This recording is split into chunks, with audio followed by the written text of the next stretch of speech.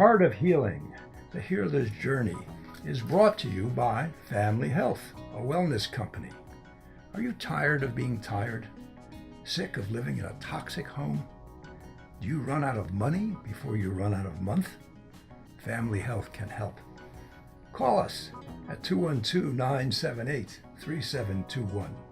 That's 212-978-3721. Family Health, a wellness company. Welcome to the Heart of Healing, the healer's journey. I am your host, Tom Fold. Join us for conversations with dedicated, compassionate, and loving healers.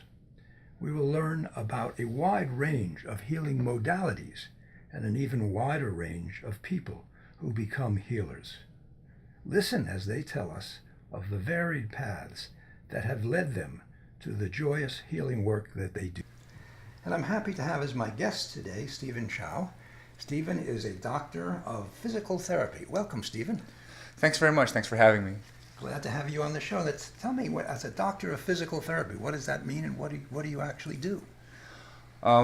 Well, physical therapy has been around for quite some time. I'm sure many people have had experience with physical therapy. The profession has recently tried to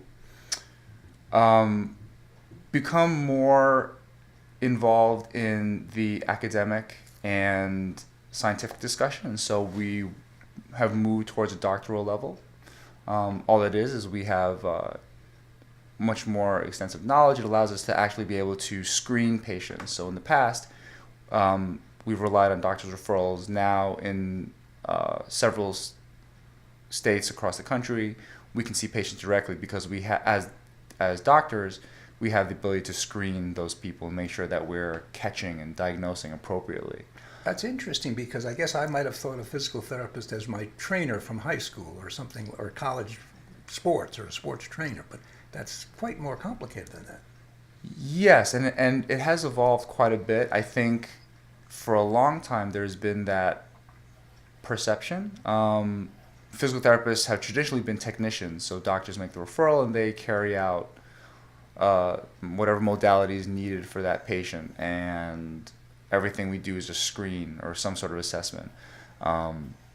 But as time has gone on, as the demand on the healthcare system has expanded, I think the population has looked to, or the profession, I should say, has looked to try to spread out the responsibilities of patient care. So now physical therapy has become the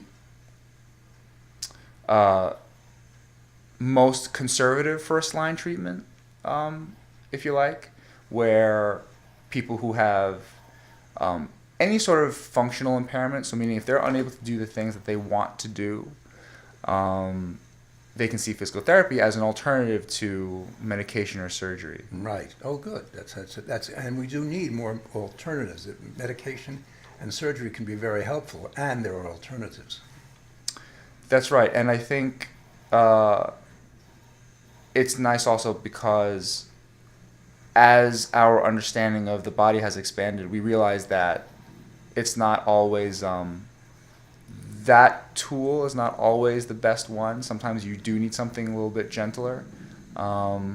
So I think overall we like to add some finesse, I think, to the process of medical treatment. Well, that's wonderful because that talks to some things we've talked about on this program before, which is that the body is a really wonderful entity that knows how to take care of itself if we do certain things for it and we move it in the right direction, give it the right foods, etc., etc. And I would gather that's part of what you're talking about too. Absolutely. The body is an amazing machine. And I think, going back to the point of finesse, sometimes the conventional intervention can be too much. I'll use an example. So a lot of people who have intractable back pain, so back pain that they've had for a long time, one of the traditional treatments is kyphoplasty. So they're operated on surgically. They take the joints of the spine that are in question, the joints are irritating together because they're rubbing against each other and they irritate. Right. So what they do is they chip the bones away and they fuse the two spinal levels together. Now, that may resolve that area's pain, but then a lot of times people will come back with other secondary issues. Yeah, it brings to mind the question of what does the body do then? They have to adjust for that. The body would have to change the way it walks or the way it moves. That's right. And so every once in a while you may see little things. Hip pains come up. They'll get back pain other places. And now one of the mainstay treatments is you want to try physical therapy first. Doctors like to refer patients to try a course of physical therapy. And oftentimes they can get to the point where if their pain isn't eliminated, which oftentimes it is, they can get to the point where they're no longer functionally limited. So, I mean, they have a few aches and pains, but they get on. And where do you do your work, by the way? I work in an outpatient rehab facility in Memorial Sloan Kettering Cancer Center. It's a large specialized cancer hospital here in New York. Yes, well-known hospital too. So you're working with people who are recovering from cancer? That's right. All of our patients is someone who either has or has had a cancer diagnosis in their life. And this, either through the having of cancer or the treatments, has created a situation which they could use benefit from physical therapy? Yes, absolutely. That sounds fascinating. How long have you been doing that? I've been with the hospital for about 4 years, and I've been in the outpatient facility for under 2. I get the sense that you enjoy it. Is that true? I mean, what do you feel about doing that kind of work? Yeah, I think I characterize it as an amazing experience, in the kind of truest definition of the word amazing. It has so many aspects, just from a professional point of view. There's so many areas where you need to learn and grow and experiment, and think critically.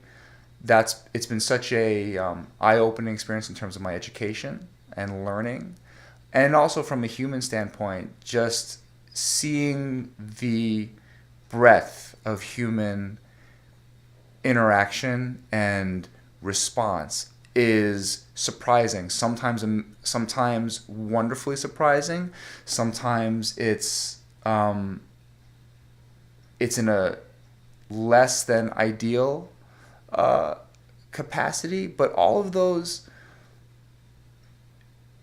experiences that I've had have come to affect me. I think I can only say positively, because even in the worst interactions that I've had with patients or their families, sometimes families can be anxious or controlling. It teaches you what the way in which people suffer, and you start to realize that there are ways that you can ease suffering in other areas. So even if the family interactions are bad or the patient interactions are bad, you can make those things better, and that's been it's been amazing. It sounds interesting. It sounds to me like beyond the physical hands-on, there's also an emotional aspect of this that you're involved with in helping people. Is that true? I would say that's true, yes. Again, physical therapists work on function. So being able to do the things that a person wants to do.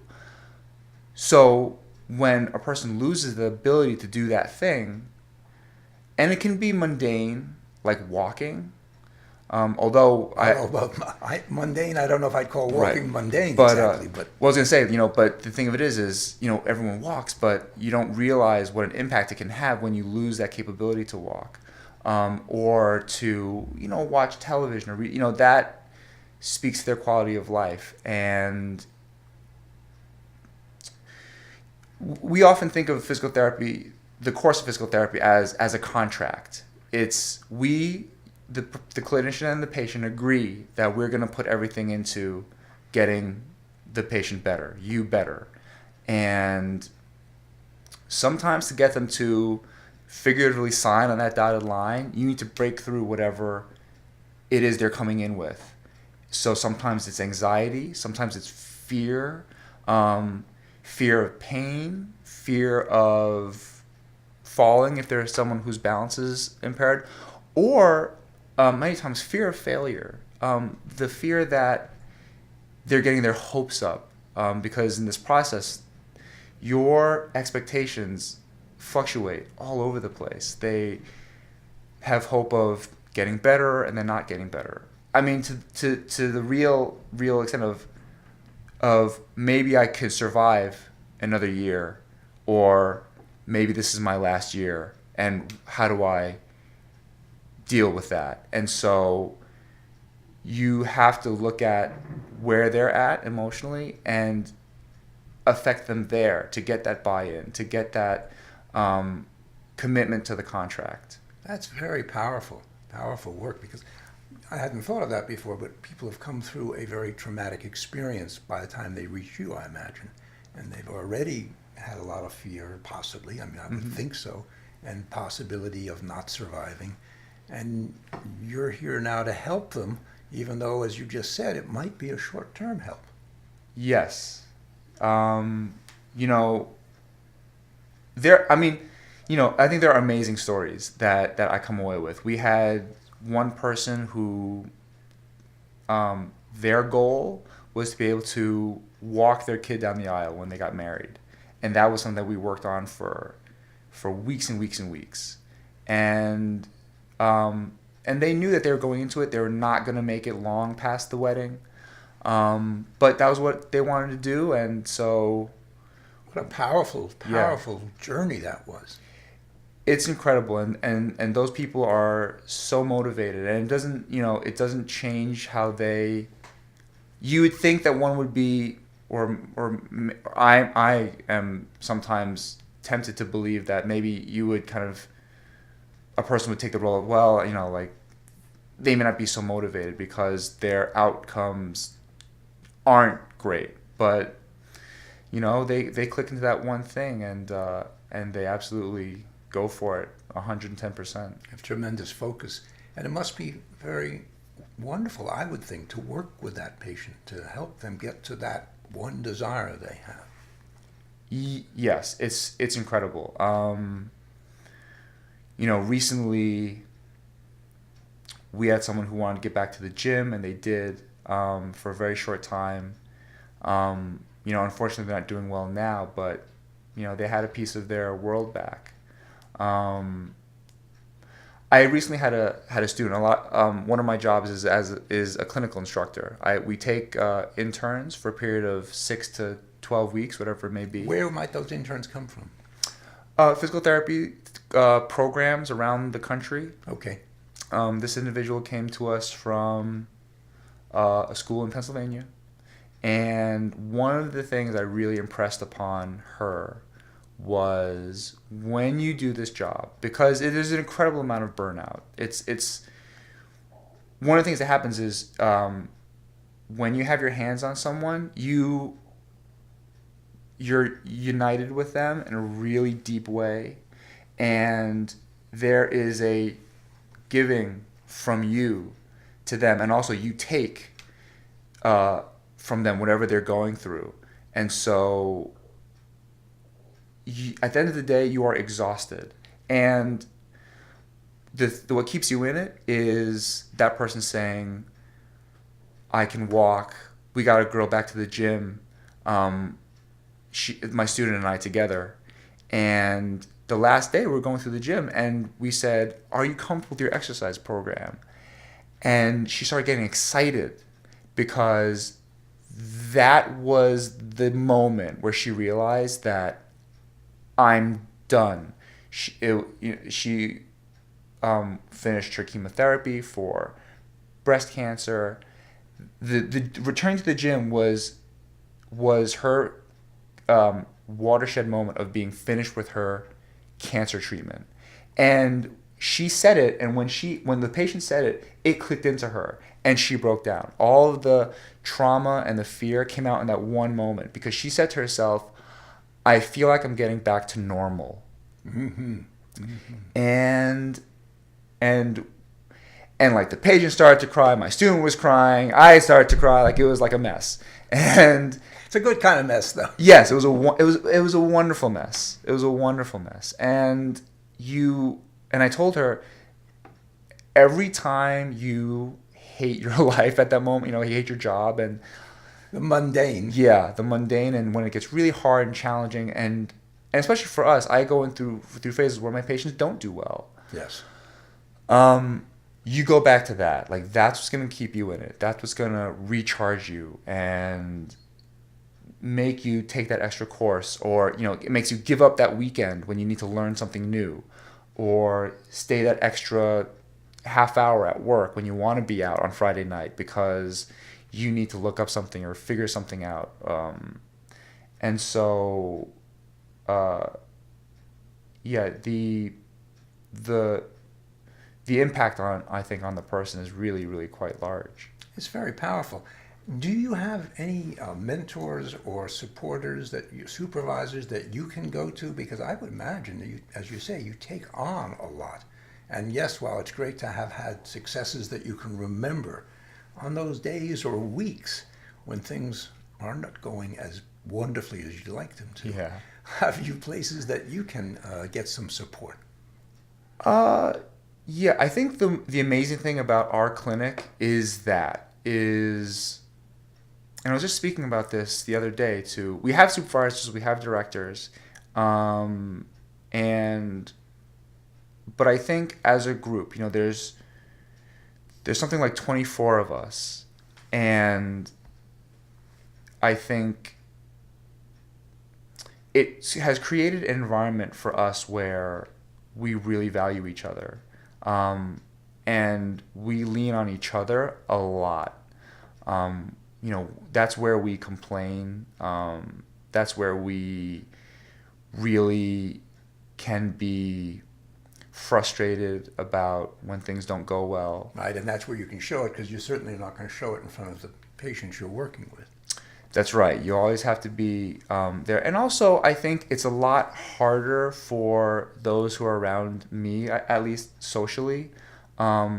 It's so removed, and it's kind of so heavy that it's hard for people to, I'll speak to my friends sometimes, and they kind of are very, I don't want to say resistant, but it strikes them as being so difficult that it's kind of hard for them to be internalizing that. And so there is friction when you talk about that. And so, yeah, for us, I think as a team and as a group, we really rely on each other. And there is this odd kind of professional affection, I think, that exists that I think a lot of us lean on. So yes, I think each and every person that I work with is that supporter.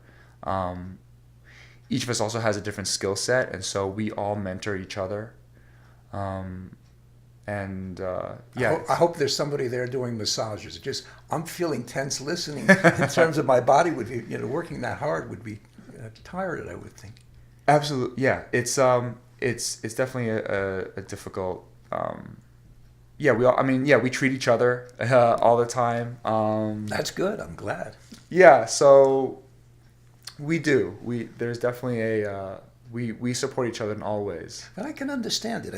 I think you and the group that you're with face something that most people, fortunately in some ways, don't have to face. That is, the difficulties, the deaths, the fears of people going through tough times. And most of us have the luxury, I guess it would be, of not having to look directly at that. We know it's there, and maybe some of us would like to not know it's there, but hearing about it could be very unnerving for some people. I think so. I think if you didn't, we got into it, so we kind of knew what we were signing up for. I think for the average person, it is a stark reminder of our transience, and I think those who maybe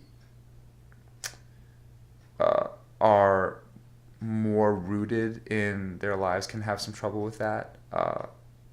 I found it to be incredibly liberating, and I think I try to put it forward as that to a lot of people, because you realize that amazing things come from challenges, and not to be afraid of those challenges, and also that the truth doesn't hurt. Ricky Gervais was interviewed one time, and he said that one of the things he learned from being poor was that the truth doesn't hurt. You have these diagnoses, and you kind of just get on with it. And there are people who make amazing sacrifices, seemingly so easily, and it's so honest, because it's just because that's my mom, that's my husband, that's my wife. Like, I love this person, and this is just what we have to do.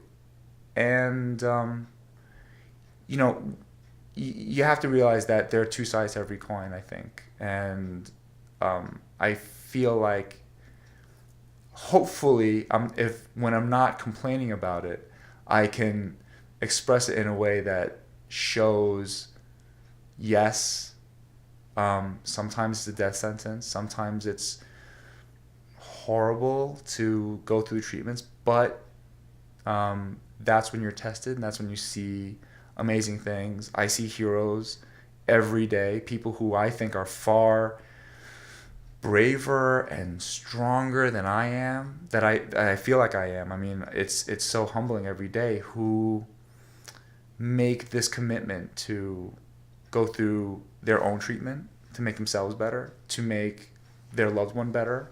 And I wish I could just put them forward all the time, but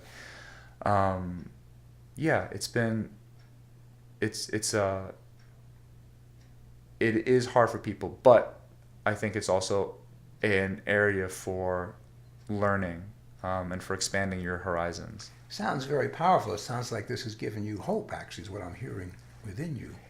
It's given me amazing hope. I think more than hope, I think I have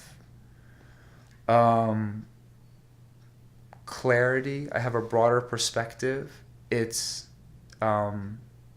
and I think courage more than anything else.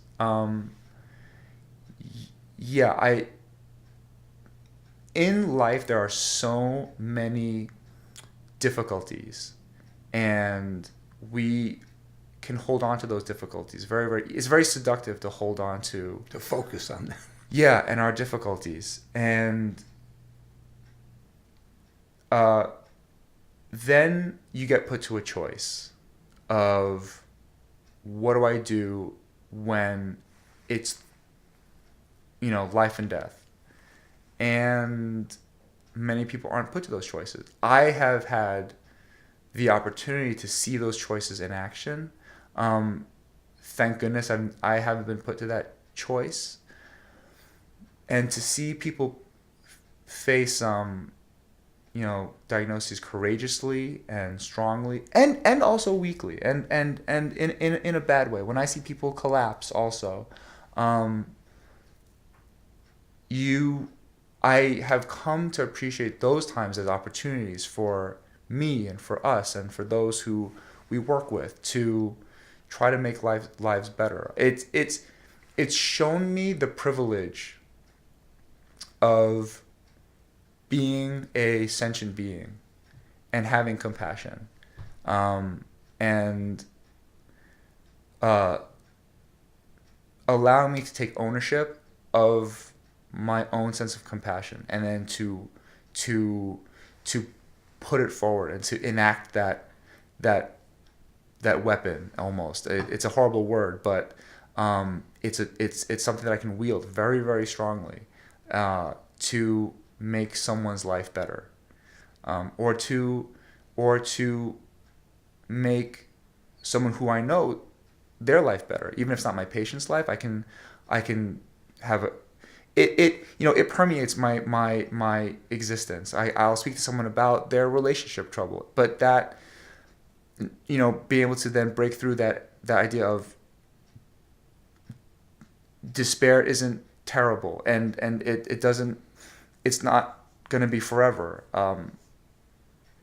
It just makes me a better friend, and it's made me a better person. And I would think so. Tremendous depth that you have to offer to other people, whether it's in the work you do or just, as you say, in the relationships. That's wonderful. Well, I certainly hope that's true. Well, it sounds that way, and I hope it's true also. Let me ask you a question. If people who are listening have issues here or want to know something about this, might they contact you? Is it possible that you could answer some of their questions? I also don't know, do you take private clients or not? I can take private patients if they like. People are welcome to contact me. Okay. I also encourage people to access. There are extensive cancer networks out there. Through Memorial Sloan Kettering, there's a tremendous survivorship program and patient resource program. I encourage people to go to the MSK website, mskcc.org, to get resources. Also, the American Cancer Society has a tremendous amount of resources about treatments and disease process. I encourage people to take advantage of that as well. But yes, I'm happy to be a resource, and I hope to be a resource. I want people to. If they want to resource you, to reach you, is there an email or a website, or what would you like to offer to them, if anything? What's the best way to reach you? I think the best way to reach me would be to. That's a good question, because I think through my personal professional email. I wear a few hats, so if people wanted to email me at my private company email, that would be fine. It's sychao@8pathsolutions.com. So SYCHO. CHAO. Oh, CHAO. Glad we changed that. At 8path Solutions. 8pathsolutions.com. That'd be a great place to access me for information there. Good, Stephen. I mean, because this brings up so many different questions, and certainly if someone is facing or has faced or is dealing with relatives or friends who have faced, they may have a lot of questions, and maybe you can give them some answers or some directions, as you've done here. Yeah, I would love to. And also I encourage people to not be afraid to open up to anyone about their issues. I think sometimes there's temptations for it to keep things private. And certainly if you're in a world where that can impact you, you should be conscious of your privacy if that affects you professionally.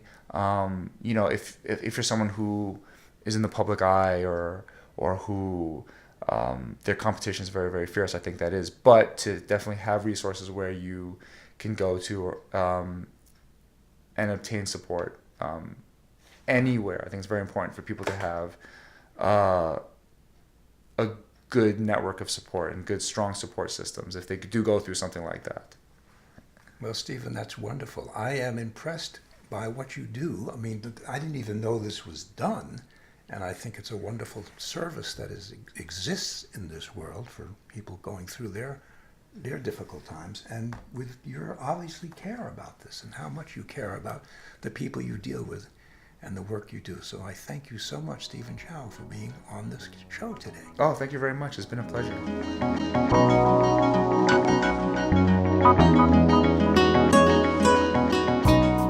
The Heart of Healing has been brought to you by Family Health, a wellness company.